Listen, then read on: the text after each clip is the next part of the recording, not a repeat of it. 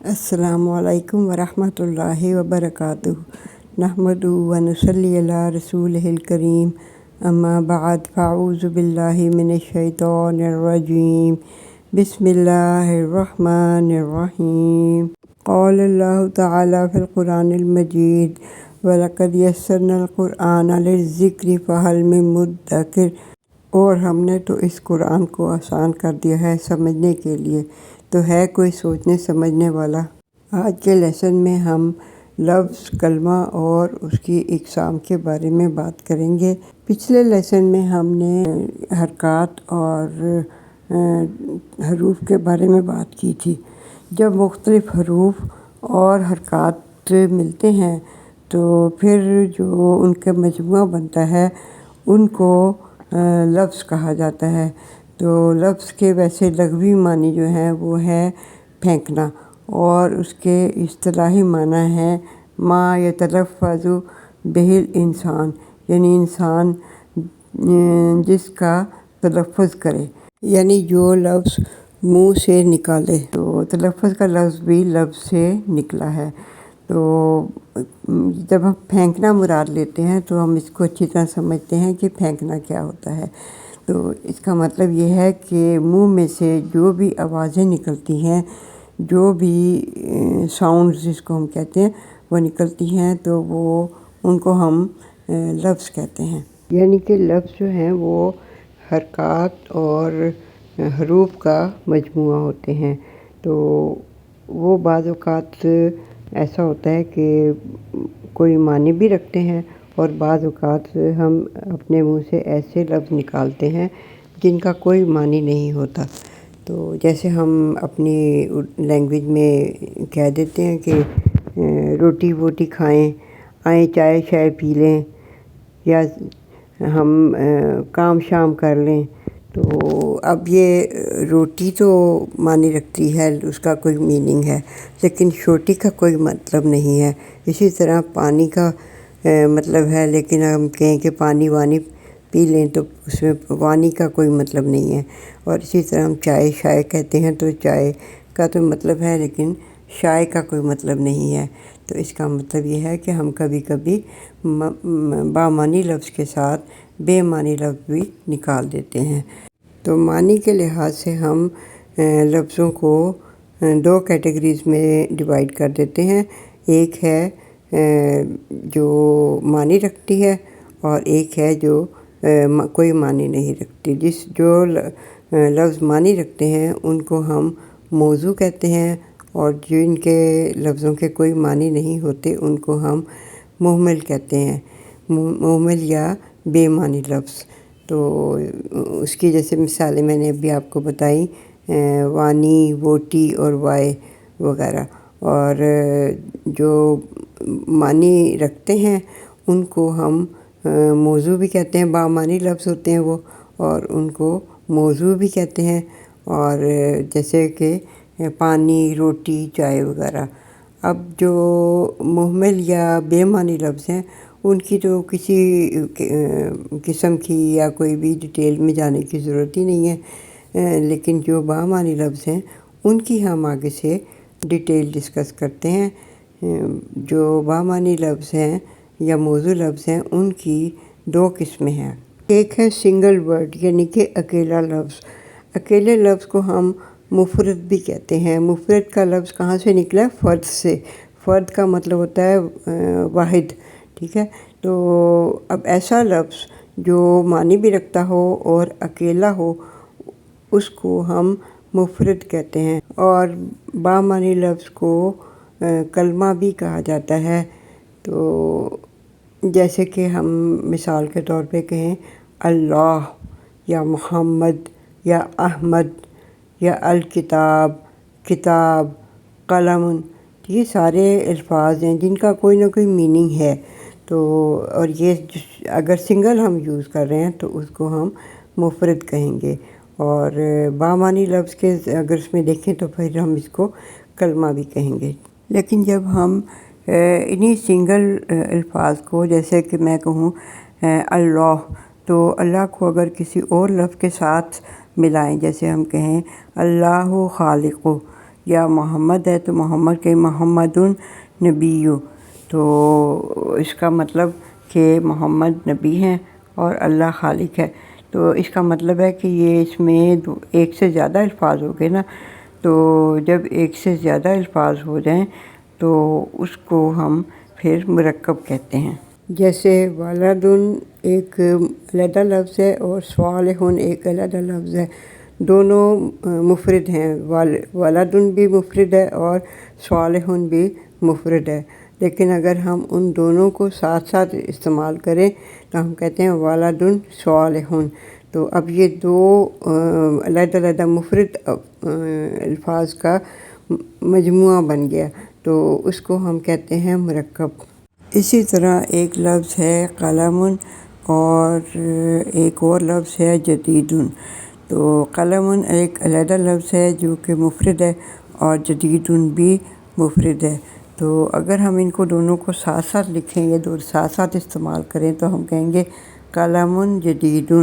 تو اس کا یہ پھر کیا بن جائے گا، دو مفرد الفاظ کا مجموعہ بن جائے گا اور ہم اس کو مرکب کہیں گے۔ ابھی میں نے آپ کو ایک مثال دی ولد صالح، اس کا اگر ہم ترجمہ کریں تو وہ ہے نیک لڑکا۔ تو اب جب میں نے یہ کہا تو نیک لڑکا، اس میں دو لفظ میں نے استعمال کیے، لیکن آپ پہ کیا واضح ہوگی یہ بات کہ میں کیا کہنا چاہ رہی ہوں؟ تو چونکہ بات تو اس میں واضح نہیں ہوئی، صرف نیک لڑکا۔ اب نیک لڑکا کیا ہے؟ نیک لڑکا کسی کا بیٹا ہے، نیک لڑکا جا رہا ہے، نیک لڑکا کھا رہا ہے، جملہ پورا نہیں ہوا، سینٹینس پورا نہیں ہوا۔ تو جب دو یا دو سے زیادہ الفاظ کے ملنے سے بھی مطلب واضح نہ ہو تو ایسے مجموعے کو مرکب ناقص کہتے ہیں۔ اگر ہم یہ کہیں خالد نیک لڑکا ہے تو پھر اس میں بات واضح ہو جاتی ہے اور یہ ایک پورا مکمل جملہ بن جاتا ہے۔ تو یہ بھی دو یا دو سے زیادہ الفاظ کا مجموعہ ہے، تو ہم ایسے مجموعے کو یا مرکب کو مرکب تام کہتے ہیں۔ تو اب ڈفرینس میرا خیال آپ کو سمجھ آ گیا ہوگا کہ مرکب ناقص جو ہے نا، دو یا دو سے زیادہ ایسے الفاظ کا ایسا مجموعہ جو کہ اپنا مطلب واضح نہ کرے، اور مرکب تام جو ہے وہ دو یا دو سے زیادہ الفاظ کا ایسا مجموعہ ہے جو اپنا مطلب پورا واضح کر دے یا مکمل جملہ بن جائے۔ اب ہم یہ دیکھتے ہیں کہ جملہ کیسے بنتا ہے۔ جو کوئی جملہ اگر ہم انالیسس کریں تو ہم دیکھتے ہیں کہ جیسے میں کہوں احمد نے محمود کو مارا، اب یہ مختلف قسم کے الفاظ سے مل کر ایک جملہ بنا جو اپنا مطلب واضح کر رہا ہے۔ یا میں کہوں کہ زینب نے کتاب پڑھی، تو اس میں بھی مختلف الفاظ ہیں۔ تو اب ہم یہ انالیسس کرتے ہیں کہ یہ جو الفاظ اس میں جملے میں استعمال ہوئے ہیں وہ اصل میں ہیں کیا۔ اب دیکھیں زینب کیا ہے؟ کسی کا نام ہے۔ کتاب بھی ایک وہ ہے، کسی چیز کا نام ہے۔ تو اس کے بعد پڑھی کیا ہوا؟ یہ کام ہوا اس کا، زینب نے کام کیا۔ اور نے کہیں گے تو پھر جملہ پورا ہوگا۔ اگر ہم کہیں زینب کتاب پڑھی تو مطلب واضح نہیں ہوگا، تو اس میں ہم نے جب تک نے نہیں لگائیں گے۔ پھر ہم کہیں گے احمد نے محمود کو مارا، تو اب احمد اور محمود یہ دو الگ الگ نام ہیں۔ اب ہم یہ کہیں کہ احمد محمود مارا، تو پھر کیا ہوگا کہ مارا جو ہے وہ ان کا کام ہے۔ تو احمد محمود مارا، تو اسے جملہ پورا نہیں ہوتا، مطلب واضح نہیں ہوتا۔ ہم کہتے ہیں احمد نے محمود کو مارا، تو پھر پورا جملہ واضح ہوتا ہے۔ تو اس طرح سے معنوں کے لحاظ سے ان کو الفاظ کو کیٹیگریز میں ڈیوائڈ کیا جاتا ہے تاکہ انالیسس کیا جا سکے کہ ایک جملے میں کیا کیا شامل ہے۔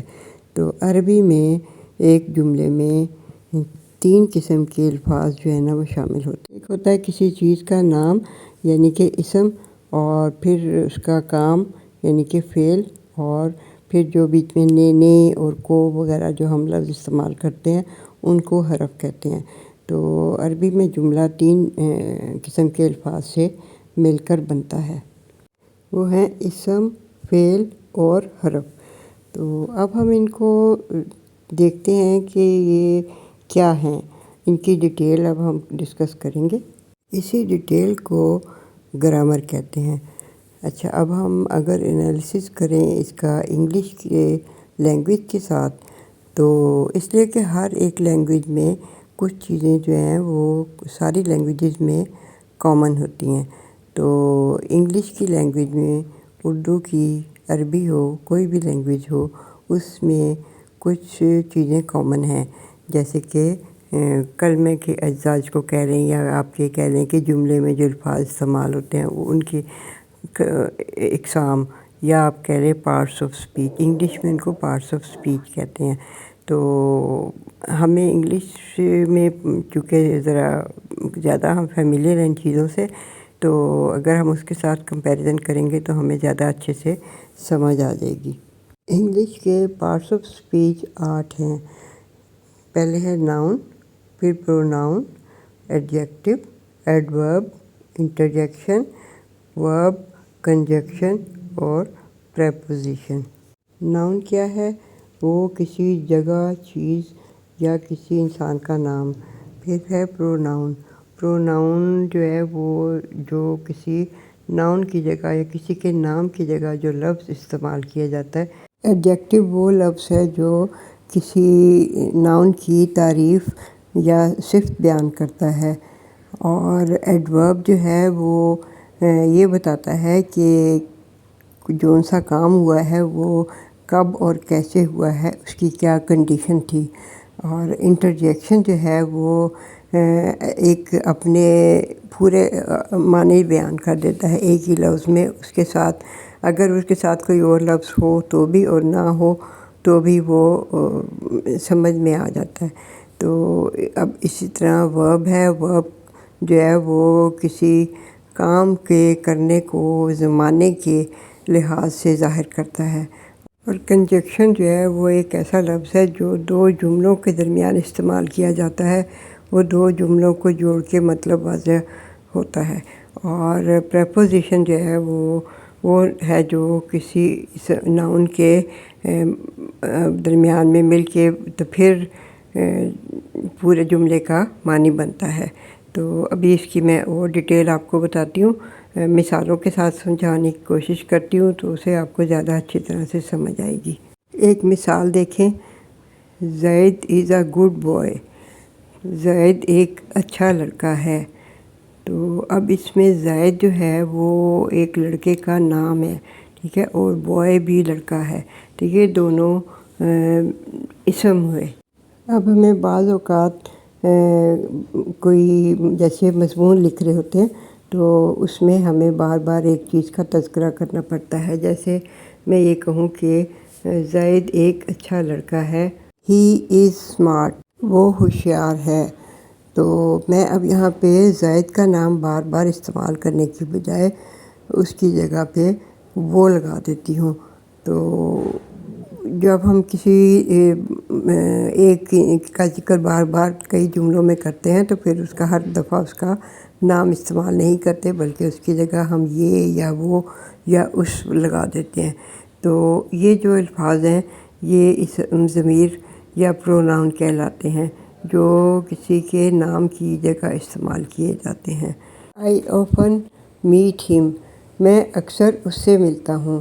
اب اگر اس جملے پہ آپ غور کریں تو اس میں I جو ہے یعنی کہ میں ناؤن ہے، پھر اس کے بعد میٹ کا مطلب ہے کہ ملنا، اور یہ کیا ہے، کام ہے میرا، اور اس کے بعد ہم بھی ایک ناؤن ہے، یعنی کہ ہم کون سا ناؤن ہے، جو اسم ضمیر ہم نے کہا تھا وہ نام کی جگہ استعمال کیا جاتا ہے۔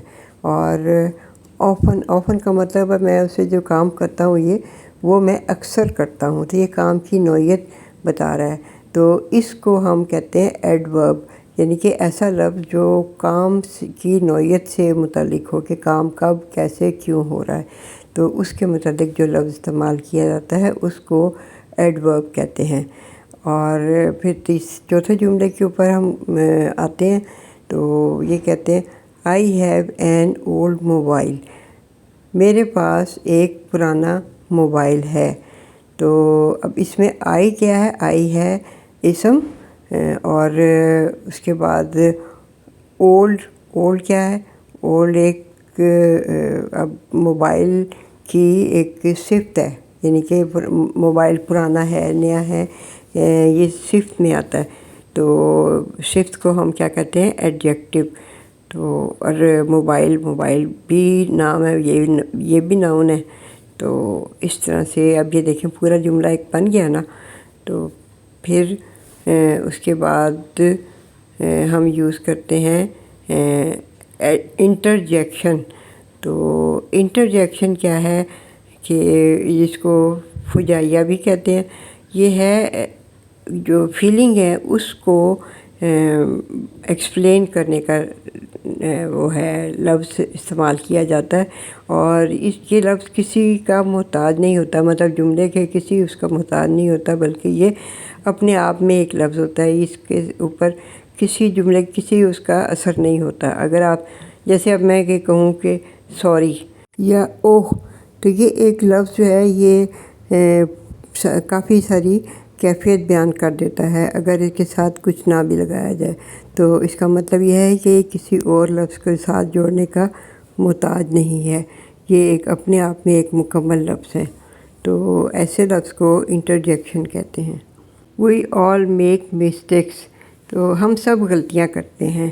تو اب میک جو ہے اس کا مطلب ہے کہ کرتے ہیں، تو کرتے کیا ہے؟ یہ کام ہے۔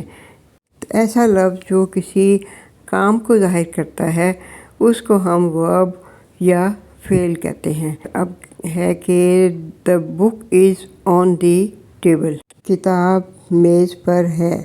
تو اب یہ جو جملہ ہے اس پہ ذرا غور کریں۔ the book کیا ہے؟ یہ ناؤن ہے۔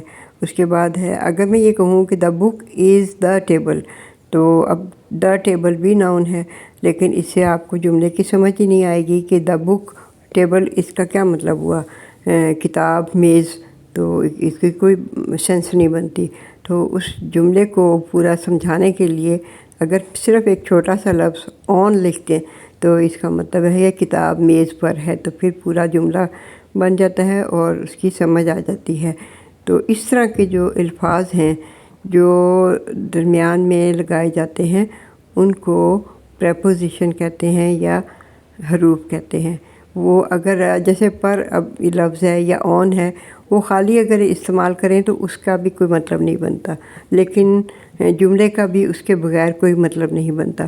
لیکن جب وہ جملے کے درمیان میں آتا ہے یا شروع میں یا آخر میں آتا ہے تو پھر وہ جملے کا پورا مطلب واضح کرتا ہے۔ تو ایسے حروف جو ہیں جو اس طرح سے دوسرے الفاظ کے ساتھ مل کے جملے کو مکمل کرتے ہیں تو وہ پریپوزیشن یا حروف جار کہلاتے ہیں۔ کئی مرتبہ ہم دو مختلف جملوں کو جوڑنے کے لیے درمیان میں کچھ لفظ استعمال کرتے ہیں، تو اگر وہ ان کو ہم بیچ میں استعمال نہ کریں تو پھر آپس میں جملے کا ربط نہیں بنتا۔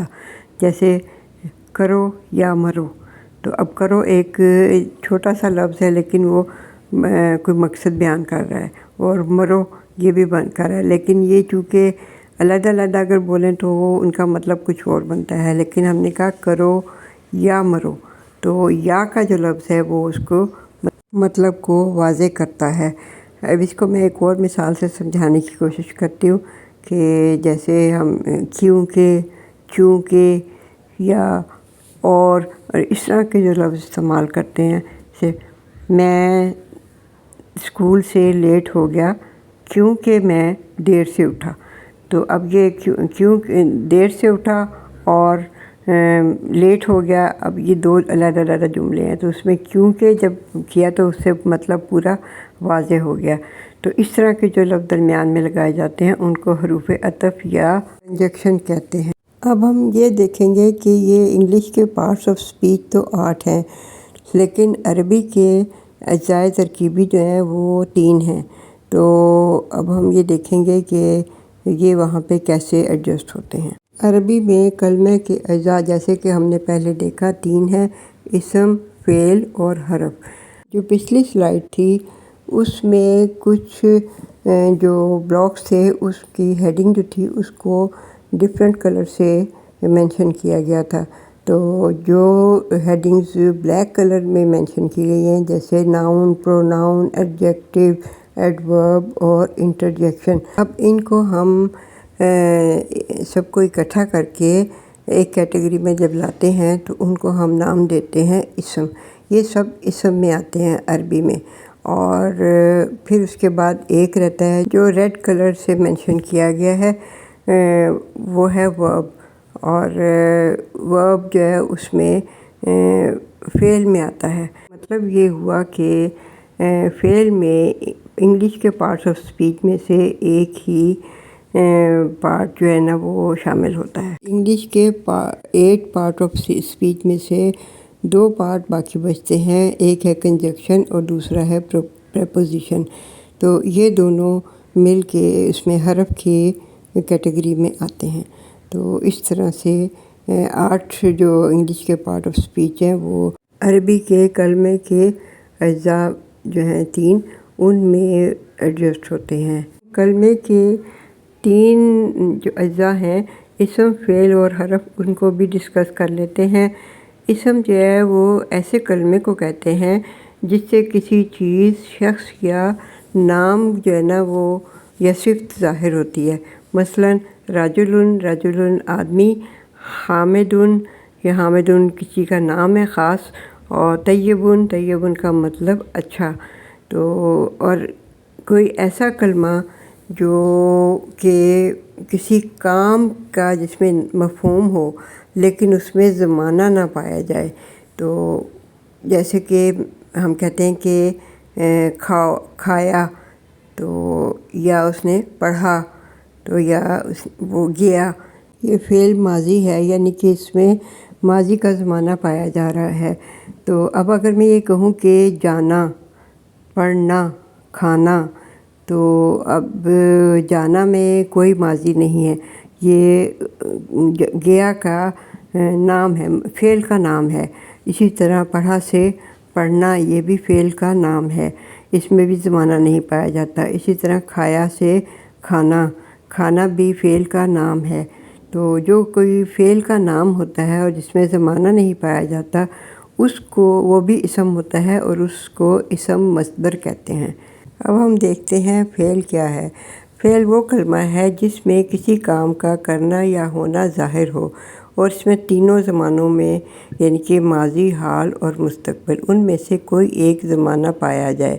مثلاً اس نے مارا، وہ گیا، وہ پیتا ہے یا پیے گا۔ حرف وہ کلمہ ہے جو اپنا ماضی واضح کرنے کے لیے دوسرے کلموں کا محتاج ہوتا ہے، یعنی کہ اسم یا فعل کا، کیونکہ اس کے بغیر اس کا معنی واضح نہیں ہوتا۔ مثلاً سے، طرف، کی۔ اب یہ ایسے الفاظ ہیں جو اپنا کوئی معنی نہیں رکھتے لیکن دوسرے کلمات یعنی اسم یا فعل کے ساتھ مل کے ان کا معنی جو ہے وہ واضح کرتے ہیں۔ اس کے ساتھ ہی ہم آج کا لیسن ختم کرتے ہیں۔ وآخر دعوانا ان الحمد للہ رب العالمین، والصلاة والسلام علی اشرف الانبیاء والمرسلین سیدنا محمد وعلی آلہ وصحبہ اجمعین۔